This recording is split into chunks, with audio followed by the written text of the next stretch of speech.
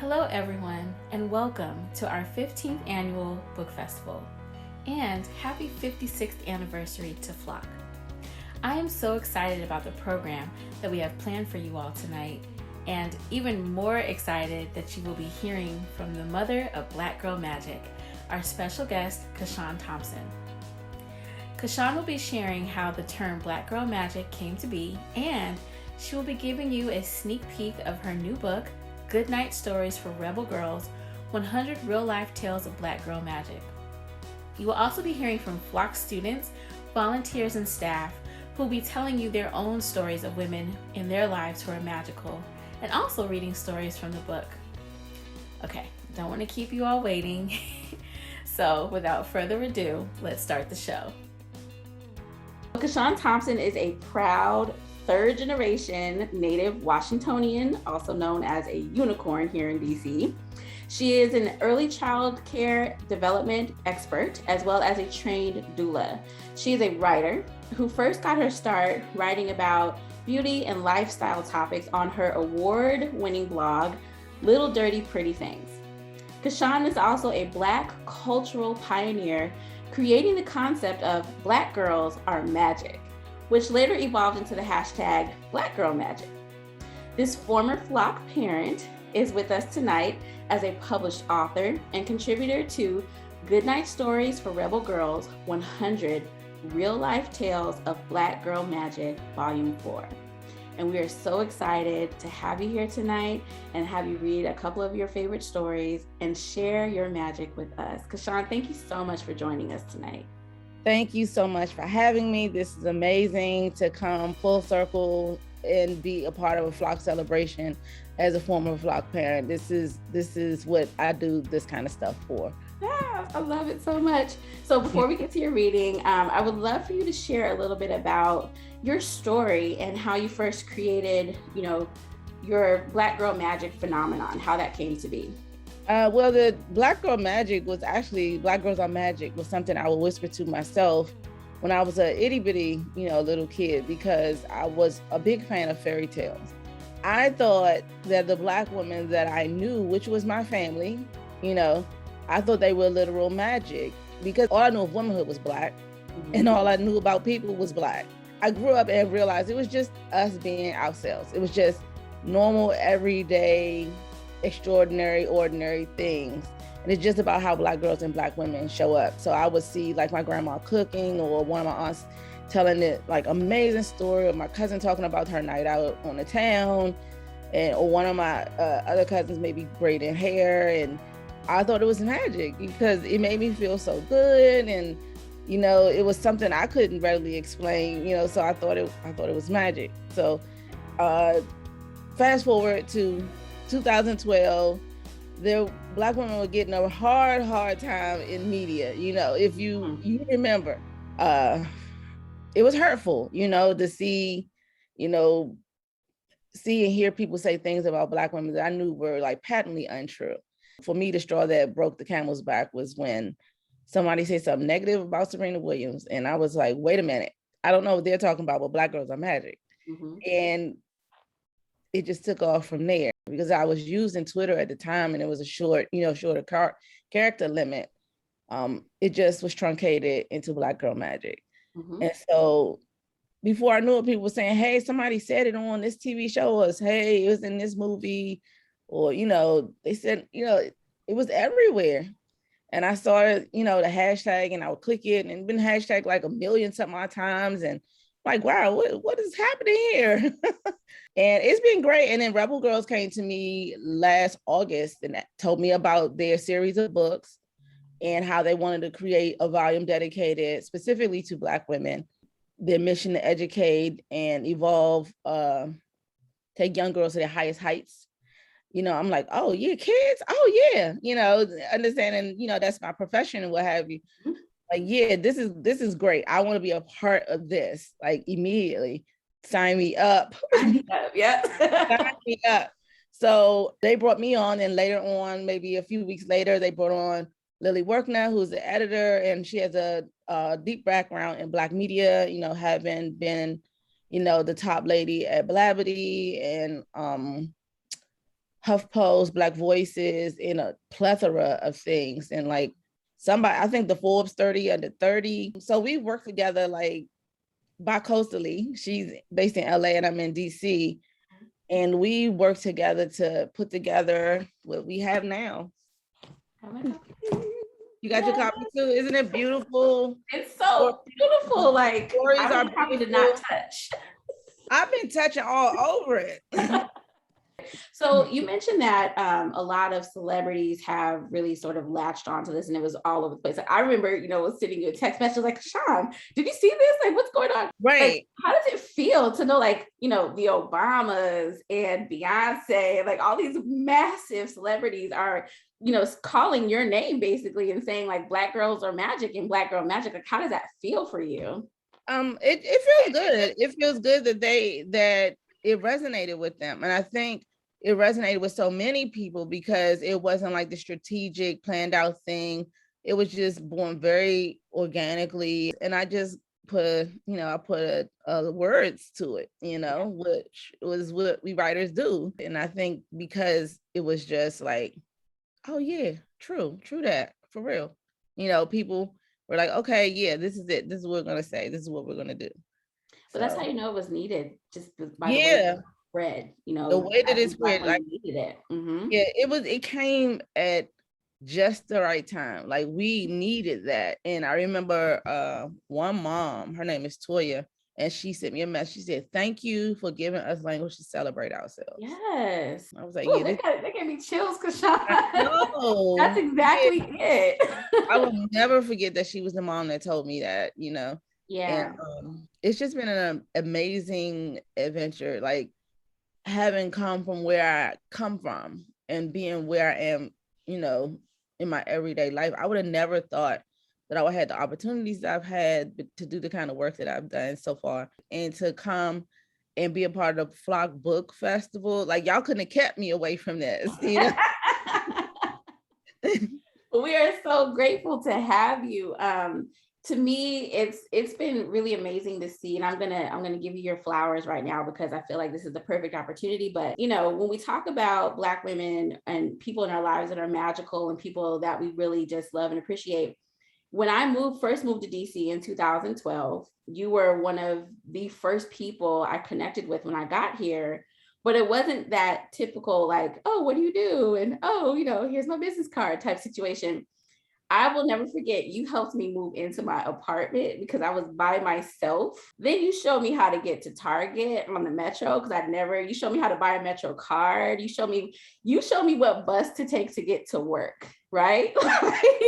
I will never forget that. And so for me, when I think about my life in DC and how I got here, I always circle back to Kashawn because you were my first friend here, but you were like the first person who cared and like really helped me transition into this crazy place of Washington, DC. And I'll never forget that. And so the fact that, we could be here having this moment, that I can be here celebrating your book that I'm physically touching right now, that's a big deal. And I just want to tell you, I'm proud of you. And I feel your magic and I celebrate you. And I'm so happy that, we're able to do this and be able to share this together. So I want to publicly say that to you because I know I've said it to you a million times, but I can say that same weekend you showed me how to brush my eyebrows and fill them in.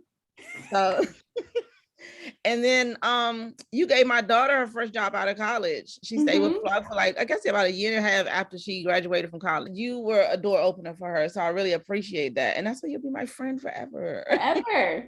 So you have been in FLOC, as you mentioned, for a while. Can you tell us a little bit more about your history with FLOC? Oh God, it was so long ago now that I think about it. Yeah, because you have whole adult children. Yeah, they are whole adult children. Claire is 23, almost 23. Yeah, and I came to FLOC when I was pregnant with Isaiah. Wow. So yeah, and Tahira was probably about 4. And we had our educational advocate, and she was amazing and still a part of our lives, actually. Wow.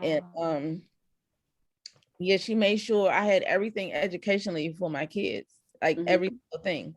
Like, and it helps because to hear you have phenomenal children, and it's really wonderful to see them blossom into adults and just know that FLOC had a tiny part in helping them. Yeah, they went to the after school programs. They went on like the field trips. It was very helpful, and having an educational advocate, I tell people all the time, it really makes a difference when you don't really know how to navigate the systems. Like Isaiah needed an IEP, you know, and Grace made sure that that was taken care of. Tahira actually needed, you know, more of a challenge because she was, you know, that kind of kid. So Grace took care of that. And from the time she started school to she graduated, and Grace helped me find scholarships and stuff from her. Wow. So, you know, FLOC is an amazing, amazing organization. It gave me exactly what we needed, you know, as a family back in the day. And I hope more parents learn about it, bring their kids, and get everything that y'all have to offer.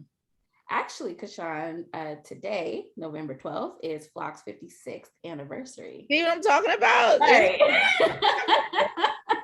So yeah, it's been a long time, a little bit before our time, but right. It sounds like my kids and I got on the train at the halfway mark, somewhere around the halfway mark. So we have a lot of students watching tonight. Do you have any advice for some of our future change makers?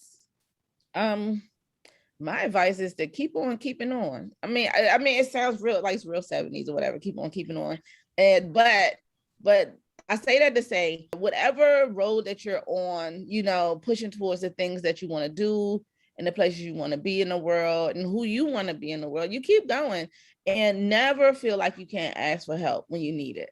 And set your expectations kind of high. But the key to that is to let go of the outcome. You can't control what's going to happen, but you always try your very best. You always shoot for the stars and ask for help when you need it. Like, just, I mean, because there are people there always somewhere, someone will help you. And being a part of FLOC, you're already, you know, in the right setting to get that kind of help and support when you need it. Well, we want to thank you so much for being here with us tonight. I'm going to turn it over to you to share a couple of your favorite stories.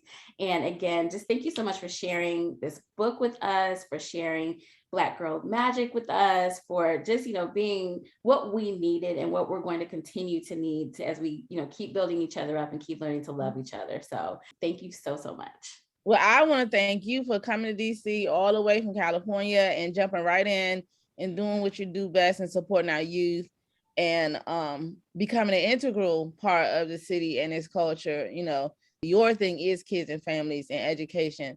So you do it and you do it well. And I'm very grateful for that. And you are the bomb.com in every way that counts. So I'm grateful and very, you know, proud to call you friends. So. Because y'all don't have me start tearing up on this here. Oh, B, stop it. You know I'm emotional. Leave me alone. Well, thank you. Thank you. All right, we'll let you take it over. Okay, this story here is about three sisters who were some of the first professional wrestlers. Ethel was a girl who dreamed of rings, wrestling rings. She watched her older sister Babs wrestle at the gym. It looked like so much fun that she decided to try it too. The sisters grew up at a time when few women worked outside of the home. But with men off fighting in World War II, new opportunities popped up. Inspired by the way Jackie Robinson integrated baseball, a clever promoter had an exciting idea. He thought Black women wrestlers could draw a big audience, and he was right. Ethel and Babs joined his troupe. They trained for hours, practicing judo, gymnastics, and wrestling moves like falls and flips. Their younger sister, Marva, joined a few years later. Around 1950, 16-year-old Ethel became one of the first Black women to be a professional wrestler. Babs was right behind her.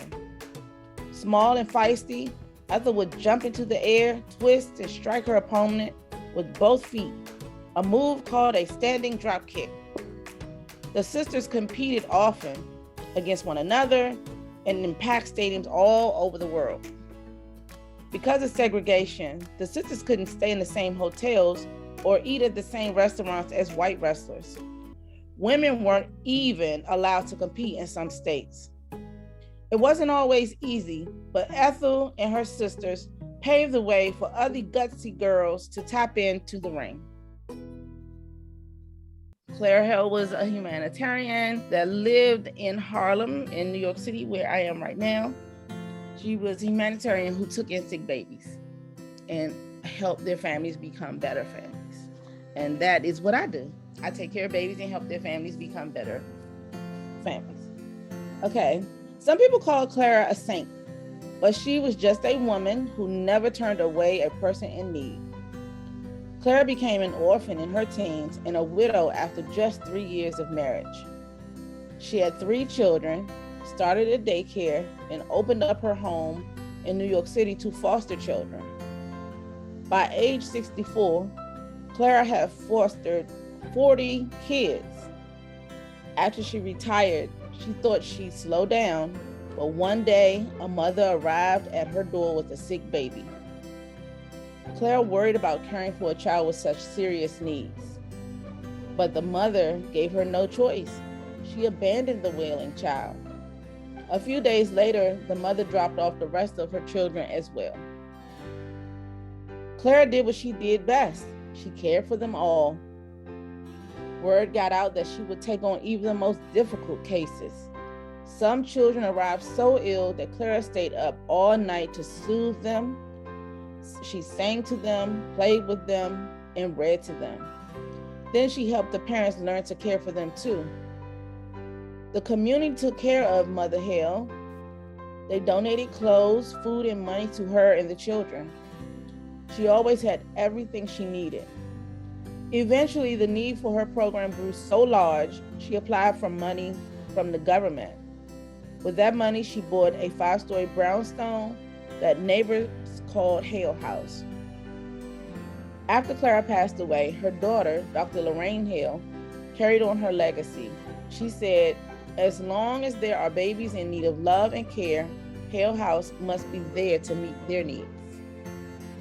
I hope you all enjoyed the stories I read from this book. There are many more, and guess what? All of you who are participating are going to get a complimentary copy of this book for yourself. So I'm excited about this, and I'm excited to see you, and enjoy. Thank you so much, Kashawn. I am so proud of how much you have accomplished and so glad that FLOC is able to have you as our special guest this year. When we heard that the mother of Black Girl Magic was going to be coming, we knew we couldn't pass up on the opportunity to get some of our FLOC family members to share their stories of women who are magical in their lives. And we even have some students and volunteers who will be reading more stories from Goodnight Stories for Rebel Girls 100 Real Life Tales of Black Girl Magic.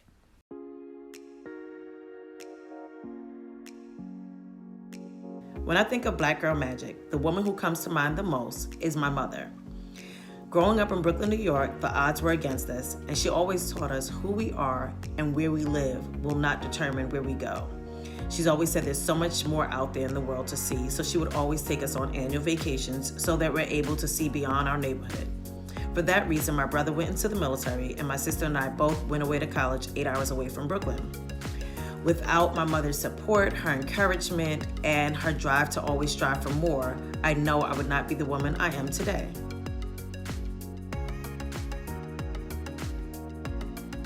Once there was a girl who had no idea one day she would wow the world with her words. As a child, Amanda realized she couldn't hear like other kids did. She wasn't learning to read at the same pace as her classmates, and she had trouble saying certain words. But she didn't let those challenges stop her from expressing herself. In 3rd grade, the teacher introduced her to poetry. Amanda loved how beautiful the words could paint scenes, create characters, and bring messages to life. Writing poetry came natural to Amanda, and reading her poems allowed help her practice her speaking skills. In powerful poems, Amanda advocated for change in the world. In high school, she began to win awards for her work. She became the first ever National Young Poet Laureate, an enormous award. At 22 years old, Amanda received the invitation of a lifetime. She was asked to write a poem for the 2021 U.S. president immigration. On a cold January day, she stood before the crowd on campus. The wind whipped around her as her excitement swirled inside her head. After a pause, Amanda opened her mouth. She held her arms outstretched, and with a strong, clear voice, she delivered a poem that called for hope, diversity, a unit in the country. The world watched in awe. New to fame, Amanda said, I'm learning that I am not lightning that strikes once. I am a hurricane that comes every single year. And you can expect to see me again soon.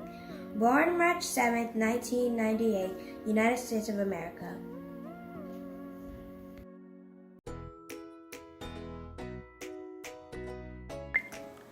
Hello, my name is Robin Porter Smith, and I want to tell the story of Anne Marie Imafidon, a mathematician, one who is Black girl magic. One day in East London, a girl named Anne Marie typed out the story, Little Red Riding Hood, on the computer. She changed the color of the famous red cloak and saved the story as Little Purple Riding Hood. The next day, her creation was still there. That's when she fell in love with technology. Growing up, Anne Marie didn't write or draw much. Instead, her creativity shone when she built websites on her father's computer. She took apart electronics to figure out how they worked. A clever child, Anne Marie knew most of the answers in class and quickly grew bored. The school moved her ahead. At 11, she became the youngest girl to pass A-level computing, an exam British students usually take at 16. In college, Anne Marie was one of only 3 girls studying mathematics and computer science. Once she attended a conference celebrating women in computing. She'd never seen so many female technologists. Worried about the small number of women entering the fields of science, technology, engineering, and mathematics, or STEM, Anne Marie co-founded a group called STEMettes. At STEMettes events, girls experiment and have fun, learning how to code and hack.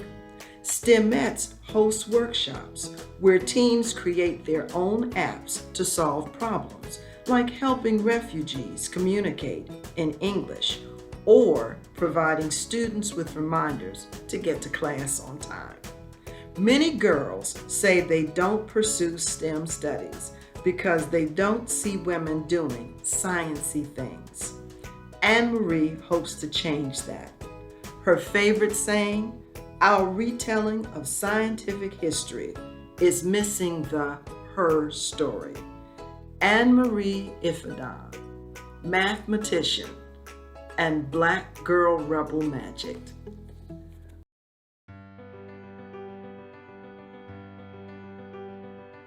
Hello, my name is Kimberly Collins, and I'm the author of Bessie's Resurrection, which is a collection of poetry centered around 3 Bessies: Bessie Coleman, Bessie Smith, and Bessie Mears, who is a fictive character in Richard Wright's book, Native Son. So it's my pleasure that for the love of children, I'm going to read an excerpt from the book, Goodnight Stories for Rebel Girls, about Bessie Coleman. Bessie was born into a big family. Her mother, an African-American maid, and her father, a Black Native American sharecropper, raised 13 children. Bessie spent most of her childhood helping her mother pick cotton and wash laundry to make money. Bessie couldn't afford college, and she really did enjoy school. So she moved to Chicago to live with her brothers. There, she studied to become a beautician and worked at a local barbershop. Bessie's brothers were Army veterans, and they would often share stories about fighting in France during World War I. They poked fun at her because French women could learn how to fly airplanes and Bessie could not. Fed up with their teasing, she applied to flight school. Sadly, her applications were denied because she was Black and a woman. Bessie came up with a plan. She signed up for night classes to learn French and sent messages across the ocean. Soon, she was on her way to France to earn her international pilot's license. Not only did Bessie learn to fly planes, but also learned how to do tricks. She could fly planes upside down, make cool loops, and draw figure eights in the air. She gave dazzling performances. People came from all over to watch her. Bessie performed only in places that did not segregate Black and white spectators. Her dream was to open a flight school for Black students, but tragically, Bessie died young during her last and final flight. Still, her time in the pilot's seat showed what a bold Black woman can do. Thank you.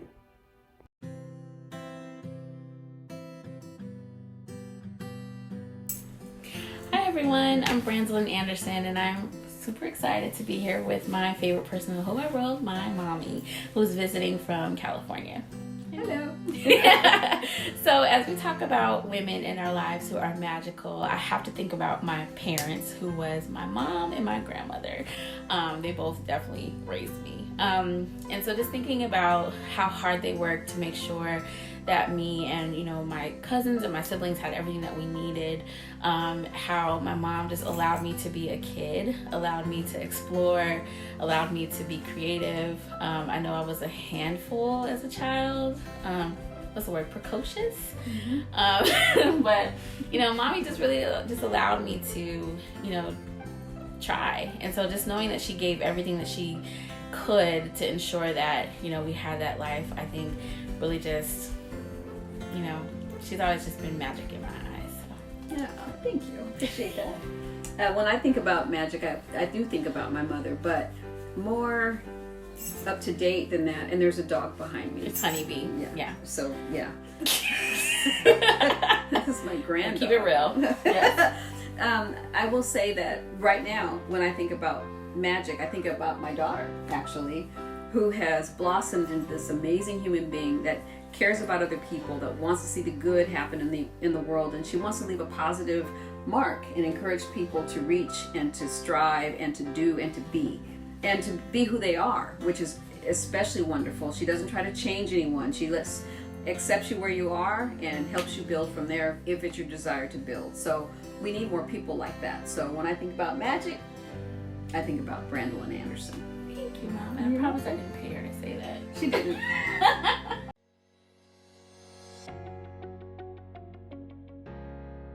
Hi, my name is Langston Davis, and I'm here to read a passage about Ruth E. Carter from the book Goodnight Stories for Rebel Girls. With sketches, fabric, and sewing equipment, Ruth helped to create new worlds. She made costumes for historical figures, superheroes, and other movie characters. She dressed them in suits and shiny leather shoes, t-shirts and sneakers, sweeping African patterned gowns, glittering beaded dresses, and most famous of all, a sleek black uniform with cat ears and claws. It all began when she was a kid. Ruth's mother sent her children to an after-school art program, where Ruth learned about African dances, drumming, poetry, and music. She started sketching out her own clothing designs, her fingers darkened by charcoal dust. After college, she created costumes for theater productions and cared for the delicate fabrics. Once, she peeked out from backstage to see her mother standing there. "You went 4 years to college to do laundry?" her mother asked. "I'm still on my path, Mom," Ruth replied. Trying not to roll her eyes, Ruth's career wasn't anything like doing laundry. She read scripts carefully and took detailed notes. She searched archives for photographs and thoughtfully chose colors and patterns that fit the tone and time period of each film. For the movie Black Panther, she studied the fashion of African tribes, Bosa, Zula, Himba, and Masai. Ruth has worked on more than 60 movies and television shows. She was nominated for an Oscar 3 times and finally won a shiny golden statue for her work on Black Panther.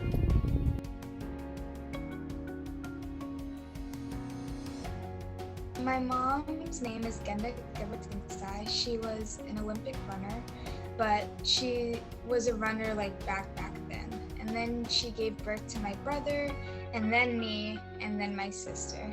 So then she stopped running.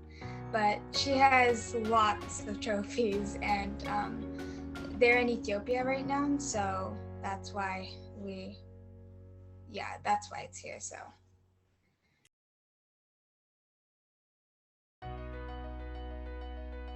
Hi, my name is Anissa Crosby, and I'm going to be reading a passage from Goodnight Stories for Rebel Girls. Suwad Ali is a political scientist and author. Once there was a girl named Suwad who traveled halfway across the world but never forgot where she came from. Suwad was born in Somalia during a terrible civil war. When she was 3 years old, her father made the difficult decision to flee their homeland. He put his family on a plane and they all traveled to Sweden. In grade school, Suwad wanted to be student council president, but her teacher told her not to even try.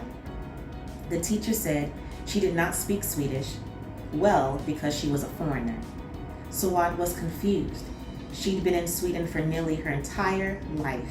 She could read and write the language perfectly.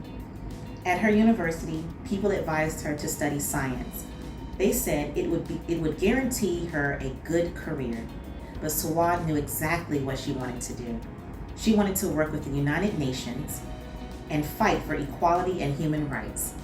She already spoke multiple languages and understood more than one culture, but she didn't know if they'd ever hire a Black girl wearing a hijab. In 2011, a terrible famine hit Somalia. It left many people hungry and sick. Suwad knew she had to help. She knocked on every door in her neighborhood asking for donations, and she raised $6,000. Suwad gave the money to the Red Cross so it could buy supplies and food to help the Somali people. Eventually, Suwad joined the UN, doing her best to provide aid to anyone in need. She also wrote a novel about the refugee experience. Born October 5th, 1990, Somalia and Sweden. Thank you all so much for attending FLOC's virtual book festival. This is personally one of my favorite FLOC events, and I can't wait to see you all tomorrow at the FLOC office from 12:30 p.m. to 2:30 p.m.